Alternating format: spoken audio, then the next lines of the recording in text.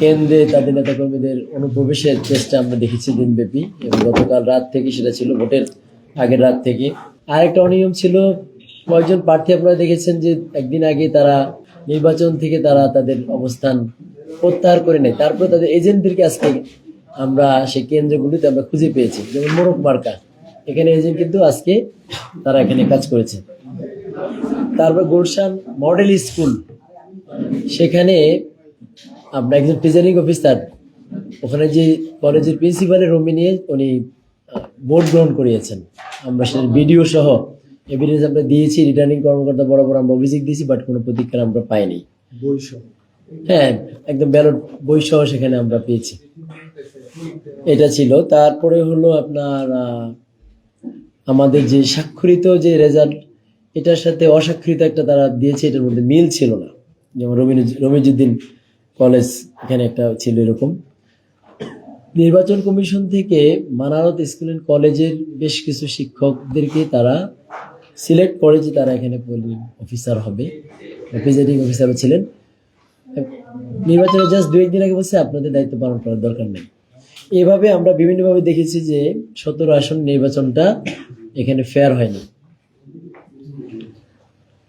এবং আমরা আমাদের প্রার্থীর পক্ষ থেকে কথা বললাম। আগামীকালকে আমরা আনুষ্ঠানিক প্রতিক্রিয়া জানাবো। আজকে জাস্ট আপনাদেরকে জিনিসগুলো অবহিত করে রাখা।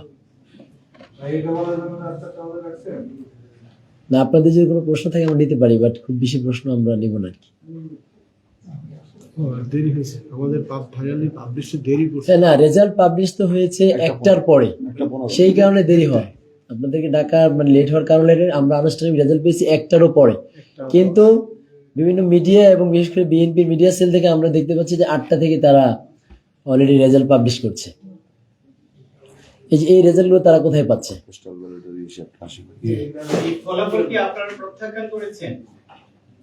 আমরা তো যা পরিস্থিতি এখানে ঘটেছে সবটাই আমরা ব্রিফ করলাম যে এইটার ব্যাপারে আনুষ্ঠানিকভাবে আগামীকালকে কেন্দ্রীয় সংগঠন এবং আমাদের প্রার্থীর পক্ষ থেকে আপনাদেরকে ব্রিফ করা হবে। আজকে যেটা ঘটেছে সারাদিন সেটা আমরা বলবো। এই বিষয়টা কি আপনারা কেন্দ্রীয়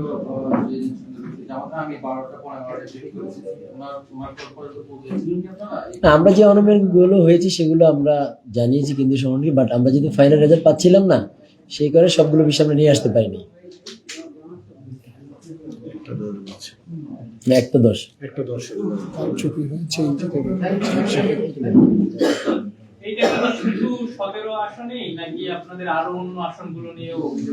আপনারা তো মিডিয়ায় কাজ করেন, আপনারা তো সবই দেখছেন।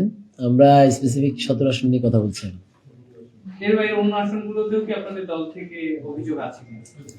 সেটা কেন্দ্রীয় সংগঠন আগামীকালকে আনুষ্ঠানিকভাবে প্রতিক্রিয়া জানাবে। ডক্টর খালেদুজ্জামান কেন নিজ মুখে তিনি বললেন না, কেন আপনারা তার পক্ষে বলছেন? না, আমি তো ওনার এজেন্ট, আমি ওনার পক্ষে কথা বলতেই পারি।